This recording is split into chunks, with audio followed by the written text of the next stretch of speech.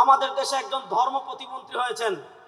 সরকার যাকে ইচ্ছা তাকে ধর্ম প্রতিমন্ত্রী বানাক, আমাদের আপত্তি নেই, আমরা এটা নিয়ে আপত্তি করি না। কিন্তু শুনেন, এই বাংলাদেশের ম্যাক্সিমাম মানুষ, সংখ্যাগরিষ্ঠ মানুষ আহলুস সুন্নাহ ওয়াল জামাতের অনুসারী। বলেন, এই বাংলাদেশের সংখ্যাগরিষ্ঠ মানুষ কি আহলুস সুন্নাহ ওয়াল জামাতের অনুসারী? আমরা স্পষ্ট ভাষায় বলি, আপনারা যেই ক্ষমতায় যান, ইতিহাসের নামে মুআবিয়া রাদিয়াল্লাহু তাআলার সমালোচনা পাঠ্যপুস্তকে আনবেন, যে আঙ্গুল দিয়ে লিখবেন ওই আঙ্গুল ভাঙা ফেলাবো। ইতিহাসের নামে হযরত উসমান গনি রাদিয়াল্লাহু তাআলার সমালোচনা করবেন, সাহাবায়ে কেরামের সমালোচনা করবেন, ওই তামাশা বাংলাদেশে আর চলবে না। আপনারা ধর্মমন্ত্রী বানিয়েছেন, আমি ধর্মমন্ত্রী বানাচ্ছেন এটা নিয়ে সমালোচনা করছি না, তিনি একজন কট্টর লামাযহাবী, তাকে ধর্মমন্ত্রী বানান, সমস্যা নাই।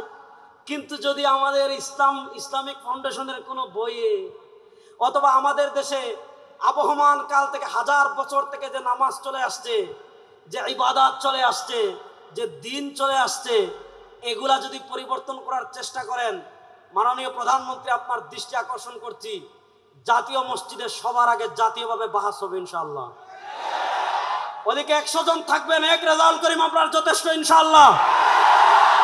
100 জন আনবেন, এক রেজাউল করিম আপনার যথেষ্ট ইনশাআল্লাহ, ঘোষণা দিচ্ছি। আমাদের নামাজকে জাল প্রমাণ করবে, আমাদের ইবাদতকে জাল প্রমাণ করবে, পৃথিবীতে এমন কোন পাপের বেটার জন্ম হয় নাই। সুতরাং আপনারা যাকে ইচ্ছা তাকে ধর্ম প্রতিমন্ত্রী বানান, কিন্তু আবহমান কাল থেকে, হাজার বছর থেকে আহলুস সুন্নাহ ওয়াল জামাতের অনুসরণ করে দেশের মানুষ যে ইবাদত করে আসতেছে, এগুলা ভুল প্রমাণ করে যদি কোনো সিলেবাস আপনারা বাস্তবায়ন করতে চান, আগে বায়তুল মুকাররম বাস হবে, তারপরে সমাধান হবে ইনশাআল্লাহ। অর্থাৎ ইসলামী শরিয়ার আমরা যেগুলাকে ঈদ বলি, এগুলার ক্ষেত্রে ইসলামী শরিয়ার মৌলিক মূলনীতি হলো, বাংলাদেশের সব আলেমরা, মনে করেন আমাদের বাংলাদেশের সবচেয়ে বড় আলেম আব্দুল মালিক শাহ হুজুর, আব্দুল মালিক শাহ হুজুর বাংলাদেশের সব আলেমদেরকে নিয়ে যদি চান যে কোনো একটা দিনকে উনি ঈদ বানাই ফেলবেন, আব্দুল মালিক সাহেব কেন, পৃথিবীর কোনো আলেমের এই অধিকার নাই যে সব আলেমরা মিলে চাইলে কোন একদিনকে ঈদ বানিয়ে ফেলবেন। এই অথরিটি ইসলামী শরিয়া কোন আলেমদেরকে দেওয়া দূরের কথা, সাহাবায়ে কেরামের এই অধিকার নাই। কেন নাই? ইসলামী শরিয়ায় কোন দিন ঈদ হবে, কোন দিন ঈদ হবে না, এটাকে ইসলামী শরিয়ার পরিভাষায় বলে তাওকীফি। অর্থাৎ কোনটা ইবাদত হবে, কোনটা না, কোন সময় নামাজ পড়বেন, কখন না, কখন রোজা রাখবেন, কখন না, কোন দিন ঈদ পালন করবেন, কোন দিন না, এই বিষয়টার সম্পর্ক কিয়াসের সাথে না, এই বিষয়টার সম্পর্ক ইজতিহাদের সাথে না, এই বিষয়টার সম্পর্ক রায়ের সাথে না, বরং এই বিষয়টা হলো তাওকীফি। এটা আল্লাহর পক্ষ থেকে আসবে ফেরেশতাদের মাধ্যমে রাসূলুল্লাহ সাল্লাল্লাহু আলাইহি ওয়াসাল্লামের কাছে, আর রাসূলুল্লাহ সাল্লাল্লাহু আলাইহি ওয়াসাল্লামের পক্ষ থেকে আসবে উম্মার কাছে। এজন্য আবেগ দিয়ে, যুক্তি দিয়ে, ভালোবাসার নামে কোনো দিনকে ঈদ বানানোর অধিকার ইসলামী শরিয়ায় নাই। এজন্য ইমাম ইবনে দাকিক আল ঈদ রাহিমাহুল্লাহ, উনি ইন্তেকাল করেছেন 702 হিজরিতে। ইমাম ইবনে দাকিক আল ঈদ রাহিমাহুল্লাহ তার ইহকামুল আহকাম, শরহ উমদাতুল আহকামের 2 নম্বর খণ্ডের 210 নম্বর পৃষ্ঠায় লিখেছেন, কি লিখেছেন? রাসূলুল্লাহ সাল্লাল্লাহু আলাইহি ওয়াসাল্লাম থেকে যেই দিনগুলো ঈদ হয়েছে, এর বাহিরে একটা দিনকে ঈদ হিসাবে ইবনে দাকিক আল ঈদ রাহিমাহুল্লাহ দেখিয়েছেন। সেটা হলো কি? জিলহজ মাসের 18 তারিখ। সেই দিন কাদের ঈদ? ইবনে দাকিক আল ঈদ রাহিমাহুল্লাহ বলেছেন রাফিজিদের ঈদ। সেই ঈদের নাম কি? ঈদে গাদির। আমাদের বাংলাদেশে দেখবেন এই বছর 18 জিলহজ বিশাল আনুষ্ঠানিকতা করে একটা ঈদ পালন করা হয়েছে, যে ঈদের নাম হলো ঈদে গাদির। এরকম রাসূলুল্লাহ সাল্লাল্লাহু আলাইহি ওয়াসাল্লামের আমাদেরকে যে কয়েকটা দিন ঈদ বানিয়ে গিয়েছিলেন, এর বাহিরে প্রথম শিয়া রাফিদিরা হযরত আলী রাদিয়াল্লাহু তাআলার মহব্বতের নামে একটা ঈদ বানিয়ে ফেলেছিল, যে ঈদের নাম হলো ঈদে গাদির। এরকম এটা ইবনে দাকিক আল ঈদ রাহিমাহুল্লাহ তার ইহকামুল আহকামে লিখেছেন। এরপরে আবার আরেকটা ঈদ অনেক বছর পরে হয়েছে, 12 রবিউল আউয়াল, যে ঈদের নাম হলো ঈদে মিলাদুন নবী। আমি আপনাদেরকে শুধু 2টা কথা বলি। ইমাম ইবনে রজব হাম্বলী রাহিমাহুল্লাহ 795 হিজরিতে ইন্তেকাল করেছেন। তার লিখিত লাতাইফুল মাআরিফ ফিমা লিমাওয়াসিমিল আম মিনাল ওয়াযাইফ, এই কিতাবে পাবেন। মুসান্নাফে আব্দুর রাজ্জাক থেকে হাদিস এনেছেন। ইমাম আব্দুর রাজ্জাক আস-সানাআনী রাহিমাহুল্লাহ, যিনি 210 হিজরিতে ইন্তেকাল করেছেন, তিনি তার মুসান্নাফে আব্দুর রাজ্জাকের কিতাবুস সিয়ামের বাবু আশহুরুল হুরুম তাউস থেকে মুরসাল সূত্রে হাদিস এনেছেন। আর তাউসের মুরসাল গ্রহণযোগ্য, এটা সারা দুনিয়ার উলামায়ে কেরাম ঐক্যমত। আল্লাহ রাসূল সাল্লাল্লাহু আলাইহি ওয়াসাল্লাম স্পষ্ট ভাষায় বলেছেন, লা তাত্তাখিযু শাহরান ঈদা ওয়া লা তাত্তাখিযু ইয়াওমান ঈদা। একদম সহিহ হাদিস।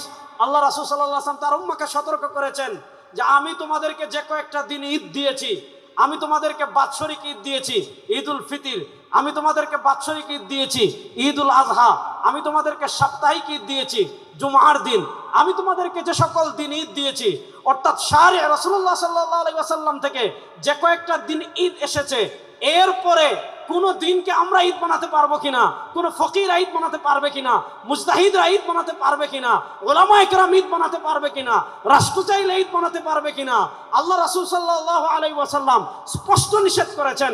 কি নিষেধ করেছেন? তিনি বলেন, আমার উম্মাহ শুনো, লা তাত্তাখিযু শাহরান ঈদা ওয়া লা তাত্তাখিযু ইয়াওমান ঈদা।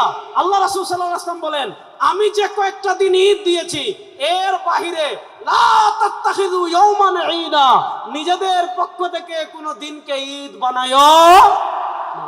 এজন্য ইমাম ইবনে রাজব হাম্বলী রাহিমাহুল্লাহ তাআলা লাতাইফুল মাআরিফে লিখেছেন, বুখারী শরীফের একটা বিখ্যাত ব্যাখ্যা গ্রন্থের কথা আমরা জানি, ফাতহুল বারী, যেটা ইবনে হাজার আসকালানী লিখেছেন। এছাড়া ফাতহুল বারী নামে আরেকটা বিখ্যাত ব্যাখ্যা গ্রন্থ আছে, যেটা ইবনে হাজার আসকালানী রাহিমাহুল্লাহর আগে ইমাম ইবনে রাজব হাম্বলী রাহিমাহুল্লাহ লিখেছেন। ইমাম ইবনে রাজব হাম্বলী রাহিমাহুল্লাহ তাআলা লাতাইফুল মাআরিফে লিখেছেন, ইমাম ইবনে রাজব হাম্বলী রাহিমাহুল্লাহ তাআলা ফাতহুল বারীতে লিখেছেন, রাসূলুল্লাহ সাল্লাল্লাহু আলাইহি ওয়াসাল্লাম যে কয়েকটা দিনকে ঈদ বানিয়েছেন, ওয়ামা আদা যালিকা ফাত্তিখাযুহু মাওসিমান ওয়া ঈদান বিদআতুল্লাহ আসলাহু ফিশ শরিআহ। রাসূল করিম সাল্লাল্লাহু আলাইহি ওয়াসাল্লাম যে কয়েকটা দিনকে ঈদ বানিয়েছেন, এর বাইরে কোন দিনকে ঈদ বানানো বিদআ, লা আসলাহু ফিশ শরিআহ, ইসলামী শরিয়া এর কোনো ভিত্তি নাই। এবার আপনাদের কাছে আমি জানতে চাই, রাসূলুল্লাহ সাল্লাল্লাহু আলাইহি ওয়াসাল্লামের যুগে 12ই রবিউল আউয়াল কোন ঈদ ছিল? বড় আস্তে বলেন, 12ই রবিউল আউয়াল কোন ঈদ ছিল? সাহাবায়ে কেরামের যুগে 12ই রবিউল আউয়াল কোন ঈদ ছিল? তাবেঈদের যুগে 12ই রবিউল আউয়াল কোন ঈদ ছিল? এটা আপনি ইমাম ইবনে কাসির রাহিমাহুল্লাহ লিখেছেন, আরো অনেক ইমামগণ লিখেছেন। এটা ইরবিলের বাদশা মুজাফফর উদ্দিন শুরু করেছেন, আমি সেই দিকে যাচ্ছি না। এবার বুঝেন, রাসূলুল্লাহ সাল্লাল্লাহু আলাইহি ওয়াসাল্লাম রবিউল আউয়ালে জন্মগ্রহণ করেছেন, রাসূলুল্লাহ সাল্লাল্লাহু আলাইহি ওয়াসাল্লাম পৃথিবীতে এসেছেন। আমরা খুশি না বেজার? জোরে বলেন, আমরা খুশি না বেজার? রাসূলুল্লাহ সাল্লাল্লাহু আলাইহি ওয়াসাল্লাম পৃথিবীতে আসছেন, আমরা খুশি না বেজার? দেখি আমরা কারা কারা খুশি, একটু হাত তুলি তো। রাসূলুল্লাহ ইসলামের আগমনে আমরা খুশি না বেজার? রাসূলুল্লাহ সাল্লাল্লাহু আলাইহি ওয়াসাল্লামের আগমন, এটাকে বলে মিলাদুন নবী। আমাদের দেশে একদল মানুষ আছে, বলবে যারা মিলাদুন নবী মানে না তারা কাফের। আরে মিলাদুন নবী মানে রাসূলুল্লাহ ইসলামের জন্ম, রাসূলুল্লাহ ইসলাম জন্মগ্রহণ করেছেন, এ কথা কি পৃথিবীর কেউ অস্বীকার করে? আরে ভাই, রাসূলুল্লাহ ইসলাম জন্মগ্রহণ না করলে আপনি তার উম্মাহ হলেন কেমনে? রাসূলুল্লাহ ইসলাম জন্মগ্রহণ না করলে আপনি শরিয়া পেলেন কেমনে? রাসূলুল্লাহ ইসলাম জন্মগ্রহণ না করলে আপনি দ্বীন পেলেন কেমনে? তো মিলাদুন নবী মানে রাসূলুল্লাহ সাল্লাল্লাহু আলাইহি ওয়াসাল্লামের জন্ম। আল্লাহ রাসূল সাল্লাল্লাহু আলাইহি ওয়াসাল্লাম জন্মগ্রহণ করেছেন, তার উসিলায় দ্বীন পেয়েছি, তার উসিলায় শরিয়া পেয়েছি, তার উসিলায় জান্নাতের সন্ধান পেয়েছি, তার উসিলায় আলো পেয়েছি, তার উসিলায় শ্রেষ্ঠ উম্মাহ হয়েছি, তার উসিলায় সবচেয়ে মর্যাদাবান উম্মাহ হয়েছি। সুতরাং যার কারণে আমরা শ্রেষ্ঠ উম্মাহ হয়েছি, যার কারণে দ্বীন পেলাম, কোরআন পেলাম, হাদিস পেলাম, শরিয়া পেলাম, তার আগমনে আমরা খুশি না বেজার? জোরে বলেন, খুশি না বেজার? এবার বলেন, রাসূলুল্লাহ সাল্লাল্লাহু আলাইহি ওয়াসাল্লাম পৃথিবীতে আগমন করেছেন, আমরা খুশি। সেই খুশি আমরা প্রকাশ করতে চাই কি চাই না? চাই। বলেন, সেই খুশি আমরা প্রকাশ করতে চাই কি চাই না? চাই। এবার আমরা বলি রাসূলুল্লাহ সাল্লাল্লাহু আলাইহি ওয়াসাল্লামের আগমনে আমরাও খুশি, রাসূলুল্লাহ সাল্লাল্লাহু আলাইহি ওয়াসাল্লামের জন্মের খুশি আমরা প্রকাশ করতে চাই। এবার প্রশ্ন হলো, রাসূলুল্লাহ সাল্লাল্লাহু আলাইহি ওয়াসাল্লামের জন্মের খুশি আমরা কিভাবে প্রকাশ করব? উত্তর হলো, রাসূলুল্লাহ সাল্লাল্লাহু আলাইহি ওয়াসাল্লামের জন্মের খুশি আমরা প্রকাশ করতে চাই ওইভাবে যেইভাবে করেছেন রাসূল সাল্লাল্লাহু আলাইহি ওয়াসাল্লাম, যেইভাবে করেছেন সাহাবায়ে কেরাম। এবার প্রশ্ন হলো, রাসূল করিম সাল্লাল্লাহু আলাইহি ওয়াসাল্লাম তার জন্মের খুশি কিভাবে প্রকাশ করেছেন? এটা জানার জন্য পৃথিবীর এত দূরে যাওয়ার দরকার নাই। আপনি সহিহ মুসলিমে যান, সহিহ মুসলিমের কিতাবুস সিয়াম অধ্যায়ে ইমাম মুসলিম রাহিমাহুল্লাহ হাদিস এনেছেন, হযরত আবু কাতাদা আনসারী রাদিয়াল্লাহু তাআলা থেকে বর্ণিত হাদিস, সুইলা আন সিয়াম ইয়াউমিল ইসনাইন। আল্লাহ রাসূল সাল্লাল্লাহু আলাইহি ওয়াসাল্লাম সপ্তাহে প্রত্যেক সোমবারে রোজা রাখতেন। আবু কাতাদা আনসারী বলেন, রাসূলুল্লাহ সাল্লাল্লাহু আলাইহি ওয়াসাল্লামকে জিজ্ঞাসা করা হলো, আপনি প্রত্যেক সোমবারে কেন রোজা রাখেন? আল্লাহ রাসূল সাল্লাল্লাহু আলাইহি ওয়াসাল্লাম তিনটা কারণ বলেছেন। দুই কারণ পাওয়া যায় মুসলিম শরীফে, আরেক কারণ পাওয়া যায় শামাইলে তিরমিজিতে। কারণ নম্বর 1, আল্লাহ নবী বলেন ফিহি উলিদতু, আমি সোমবারে রোজা রাখার 1 নম্বর কারণ সোমবারে আমি জন্মগ্রহণ করেছি। আমি সোমবারে রোজা রাখার 2 নম্বর কারণ ফিহি উবাসু আলাইয়া, আমার উপর সোমবারে প্রথম ওহী আসছে। সোমবারে রোজা রাখার 3 নম্বর কারণ নবী বলেন সোমবারে বান্দার আমল আল্লাহর কাছে পেশ করা হয়। ইন্নী উহিব্বু আন উরাদা আমালি ওয়া আনা সাইম, সরকারে দু আলম বলেন আমি পছন্দ করি আমার আমলকে এমন অবস্থায় আল্লাহর কাছে পেশ করা হোক যে আমি রোজাদার। এবার দেখেন, একটা হলো জন্মবার আর একটা হলো জন্ম তারিখ। জন্মবার সপ্তাহে আসে একবার, জন্ম তারিখ বছরে আসবে একবার। আমাদের আপা 5 আগস্ট পলাইছেন। আচ্ছা, তাহলে 5 আগস্ট বছরে আসে একবার। উনি পলাইছেন কিবারে? সম্ভবত রবিবারে। রবিবার আসে কিবার? সপ্তাহে একবার। মনে করেন আজকের এই মাহফিল, এটা কত তারিখ? 11 আগস্ট, 21 আগস্ট। 21 আগস্ট বছরে আসে একবার। বার হলো কি? শুক্রবার। বার আসে সপ্তাহে একবার। এবার একটা জিনিস খেয়াল করেন, আল্লাহ রাসূল সাল্লাল্লাহু আলাইহি ওয়াসাল্লাম তার জন্মের খুশি স্বরূপ কি করছেন? 1 নাম্বার, তিনি তার জন্মের শুকরিয়া আদায় করার জন্য তারিখ নির্ধারণ করেন নাই, তিনি তার জন্মের শুকরিয়া স্বরূপ নির্ধারণ করেছেন বারকে। বার আসে সপ্তাহে একবার, মাসে আসে কমসে কম 4 বার। 12 মাসে যদি 1 বছর হয় 4 12 48। আল্লাহ রাসূল সাল্লাল্লাহু আলাইহি ওয়াসাল্লাম তার জন্মের খুশি প্রকাশ করার জন্য তারিখ নির্ধারণ করেন নাই। কসম আল্লাহ, কসম আল্লাহ, কসম আল্লাহ, আল্লাহ রাসূল সাল্লাল্লাহু আলাইহি ওয়াসাল্লাম তার জন্মের শুকরিয়া আদায় স্বরূপ 12ই রবিউল আউয়াল কোন আমল করেছেন, সহিহ হাদিস দূরের কথা, কিয়ামত পর্যন্ত জাল হাদিসে কেউ দেখাতে পারবে না। জাল হাদিসে দেখাতে পারবে না। আল্লাহ রাসূল সাল্লাল্লাহু আলাইহি ওয়াসাল্লাম তার জন্মের শুকরিয়া স্বরূপ কি করেছেন? তারিখ নির্ধারণ করেন নাই, সোমবারে রোজা রেখেছেন। এবার দেখেন আমাদের কাজ কি? ইতাআত রাসূল। আল্লাহ বলেছেন মান ইউতিউর রাসূলা ফাকাদ আতা আল্লাহ। আল্লাহ বলেছেন ইয়া আইয়ুহাল্লাযীনা আমানু আতিউল্লাহ ওয়া আতিউর রাসূল। আল্লাহ বলেছেন মা আতাকুমুর রাসূলু ফাখুযু ওয়া মা নাহাকুম আনহু ফান্তাহু। আল্লাহ বলেছেন মা কানা লিমুমিন ما كان لمؤمن ولا مؤمنة إذا قضى الله ورسوله أمرا أن تكون لكم الخيارة بينهم। আল্লাহ তাআলা বলেছেন মাইয়ুতির রাসূলা ফাকাদ আতা আল্লাহ, যারা রাসূলের আনুগত্য করবে তারা আল্লাহর আনুগত্য করবে। এবার দেখেন রাসূল নির্ধারণ করেছেন বার, আমি নির্ধারণ করলাম তারিখ। রাসূল রাখলেন রোজা, আমি বানাইলাম ঈদ। রাসূলের আনুগত্য বাদ দিয়ে যারা 12ই রবিউল আউয়াল কথিত সাইয়্যিদুল আয়াত পালন করবে এরা ভণ্ড ছাড়া কিছু না। প্রকৃত আশিকে রাসূল প্রমাণিত হবে ইতাআত রাসূলের মাধ্যমে। সময় কম, আমি সংক্ষিপ্ত করছি। জীবনের সব ক্ষেত্রে রাসূলুল্লাহ সাল্লাল্লাহু আলাইহি ওয়াসাল্লামের আনুগত্য যারা করবে তারাই প্রকৃত আশিকে রাসূল। আর যাদের জীবনের সব ক্ষেত্রে রাসূলুল্লাহ সাল্লাল্লাহু আলাইহি ওয়াসাল্লামের আনুগত্য নাই, তারা যত আশিকে রাসূল দাবি করুক, ইশকে রাসূলের সাথে তাদের কোনো সম্পর্ক নাই। এবার বলেন জীবনের সব ক্ষেত্রে রাসূলুল্লাহ সাল্লাল্লাহু আলাইহি ওয়াসাল্লামের আনুগত্য করার জন্য আমরা প্রস্তুত আছি তো ইনশাআল্লাহ? জীবনের সব ক্ষেত্রে রাসূলুল্লাহ সাল্লাল্লাহু আলাইহি ওয়াসাল্লাম আমাদের আদর্শ। লাকাদ কানা লাকুম ফি রাসূলিল্লাহি উসওয়াতুন হাসানাহ। আল্লাহ তাআলা পবিত্র কোরআনে স্পষ্ট ভাষায় বলেছেন লাকাদ কানা লাকুম ফি রাসূলিল্লাহি উসওয়াতুন হাসানাহ, তোমাদের জন্য তোমাদের রাসূল হলেন সর্বোত্তম আদর্শ। রাসূলুল্লাহ সাল্লাল্লাহু আলাইহি ওয়াসাল্লামের আদর্শ আমরা আমাদের শরীরে মানব, আমরা আমাদের ঘরে মানব, আমরা আমাদের সমাজে মানব, আমরা আমাদের রাষ্ট্রে মানব, আমরা আমাদের বিচারে মানব, আমরা আমাদের সংসদে মানব। যারা জীবনের সব ক্ষেত্রে রাসূলের সুন্নাহ, রাসূলের ইসলাম বাস্তবায়নের চেষ্টা করবে তারাই প্রকৃত আশিকে রাসূল, তারাই প্রকৃত নবীর ভালোবাসার দাবিদার। আমি শেষ আরেকটা কথা বলি শুনেন। 1947 সালে ব্রিটিশ বিদায় নিয়েছে। 2024 সালে শেখ হাসিনা পালিয়েছিলেন। শেখ হাসিনা পালানোর পর বাংলাদেশে অনেকগুলো সংস্কার কমিশন গঠন হয়েছিল। কেন হয়েছিল? 17 বছর তারা অবৈধভাবে ছিল।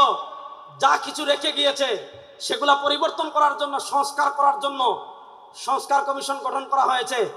আমি আমার তারুণ্যের কাছে জানতে চাই, আমি আমার যুবকদের কাছে জানতে চাই, আমি আমার এই তাওহীদ প্রিয় জনতার কাছে জানতে চাই 1803 সাল থেকে নিয়ে 1947 সাল পর্যন্ত যারা আমাদের দেশ দখল করে রেখেছিল, যারা আমাদের দেশে জুলুম করেছিল, যারা আমাদের দেশের সম্পদ লুণ্ঠন করেছিল, যারা আলেমদের উপর অত্যাচার করেছিল, সেই ব্রিটিশ বেনিয়ারা যে আইন আমাদের দেশে রেখে গিয়েছে, ব্রিটিশ বেনিয়ারা যে বিচার ব্যবস্থা আমাদের দেশে রেখে গিয়েছে, ব্রিটিশ বেনিয়ারা যে শিক্ষা ব্যবস্থা আমাদের দেশে রেখে গিয়েছে, ব্রিটিশ বেনিয়ারা যে অর্থনীতি আমাদের দেশে রেখে গিয়েছে, সেই ব্রিটিশ বেনিয়াদের বিচার ব্যবস্থা 54 বছর বাংলাদেশে ব্যর্থ হয়েছে, খুন বন্ধ করতে পারে নাই, দর্শন বন্ধ করতে পারে নাই। এই রবিউল আউয়াল থেকে দীপ্ত শপথ নেন, ব্রিটিশের বিচার ব্যবস্থা বাংলাদেশে আর চলবে না, বিশ্ব নবীর বিচার ব্যবস্থা বাংলাদেশে বাস্তবায়ন হবে। প্রস্তুত আছেন তো যুবকরা ইনশাআল্লাহ? প্রস্তুত আছেন তো যুবকরা ইনশাআল্লাহ? এই রবিউল আউয়ালে আমাদের দীপ্ত শপথ নিতে হবে, ইসলামের নাম নিয়ে কোনো মুনাফিকে বাংলাদেশে আমরা সহ্য করব না। আমাদের দেশে একদল দেখবেন কুচ আমেরিকা, কুচ ইন্ডিয়া, কুচ জাতিসংঘ, কুচ ইসলাম। আমেরিকারেও খুশি করতে চায়, ভারতেও খুশি রাখতে চায়, জাতিসংঘেরও খুশি রাখতে চায়, পাগলা ট্রাম্পরেও খুশি রাখতে চায়, দুলাভাই মোদিজিরেও খুশি রাখতে চায়। আবার ইসলামের কথা বলবে, ইসলাম নিয়ে তামাশায় বাংলাদেশে আর চলতে দেওয়া হবে না ইনশাআল্লাহ। আপনারা প্রস্তুত আছেন তো? আমার নবী যে ইসলামের জন্য দান শহীদ করেছেন, আমার নবী যে আদর্শের জন্য রক্ত ঝরিয়েছেন, সেই পিওর রাসূলের রাষ্ট্র ব্যবস্থা বাংলাদেশে প্রতিষ্ঠা হোক। আমার তারুণ্য প্রস্তুত আছেন না? না ইনশাআল্লাহ। শেষ একটা কথা বলে আমি আপনাদের থেকে বিদায় নেব, শুনেন। আজকে এখানে আসার পথে খবর পেয়েছি আমাদের দেশে একজন ধর্ম প্রতিমন্ত্রী হয়েছেন। সরকার যাকে ইচ্ছা তাকে ধর্ম প্রতিমন্ত্রী বানাক, আমাদের আপত্তি নাই, আমরা এটা নিয়ে আপত্তি করি না। কিন্তু শুনেন, এই বাংলাদেশের ম্যাক্সিমাম মানুষ, সংখ্যাগরিষ্ঠ মানুষ আহলুস সুন্নাহ ওয়াল জামাতের অনুসারী। বলেন, এই বাংলাদেশের সংখ্যাগরিষ্ঠ মানুষ কি আহলুস সুন্নাহ ওয়াল জামাতের অনুসারী? আমরা স্পষ্ট ভাষায় বলি যে আপনারা যেই ক্ষমতায় যান, ইতিহাসের নামে মুআবিয়া রাদিয়াল্লাহু আনহু সমালোচনা পাঠ্যপুস্তকে আনবেন, যেই আঙ্গুল দিয়ে লিখবেন ওই আঙ্গুল ভাঙা ফেলাবো। ইতিহাসের নামে হযরত উসমান গনি রাদিয়াল্লাহু আনহু সমালোচনা করবেন, সাহাবা একরামের সমালোচনা করবেন, ওই তামাশা বাংলাদেশে আর চলবে না। আপনারা ধর্মমন্ত্রী বানিয়েছেন, আমি ধর্মমন্ত্রী বানাচ্ছেন এটা নিয়ে সমালোচনা করছি না, তিনি একজন কট্টর লামাযহাবী, তাকে ধর্মমন্ত্রী বানান সমস্যা নাই। কিন্তু যদি আমাদের ইসলামিক ফাউন্ডেশনের কোনো বইয়ে অথবা আমাদের দেশে আবহমান কাল থেকে হাজার বছর থেকে যে নামাজ চলে আসছে, যে ইবাদত চলে আসছে, যে দিন চলে আসছে, এগুলা যদি পরিবর্তন করার চেষ্টা করেন, মাননীয় প্রধানমন্ত্রী আপনার দৃষ্টি আকর্ষণ করছি, জাতীয় মসজিদে সবার আগে জাতীয়ভাবে বাহাস হবে ইনশাআল্লাহ। ওদিকে 100 জন থাকবেন, এক রেজাউল করিম আপনার যথেষ্ট ইনশাআল্লাহ। 100 জন আনবেন, এক রেজাউল করিম আপনার যথেষ্ট ইনশাআল্লাহ ঘোষণা দিচ্ছি। আমাদের নামাজকে জাল প্রমাণ করবে, আমাদের ইবাদতকে জাল প্রমাণ করবে, পৃথিবীতে এমন কোন পাপের বেটার জন্ম হয় নাই। সুতরাং আপনারা যাকে ইচ্ছা তাকে ধর্ম প্রতিমন্ত্রী বানান, কিন্তু আবহমান কাল থেকে হাজার বছর থেকে আহলুস সুন্নাহ ওয়াল জামাতের অনুসরণ করে দেশের মানুষ যে ইবাদত করে আসতেছে, এগুলা ভুল প্রমাণ করে যদি কোন সিলেবাস আপনারা বাস্তবায়ন করতে চান, আগে বায়তুল মুকাররম বাস হবে, তারপরে সমাধান হবে ইনশাআল্লাহ। আপনারা নবীর আদর্শ বাস্তবায়ন করার জন্য প্রস্তুত আছো তো যুবকরা ইনশাআল্লাহ?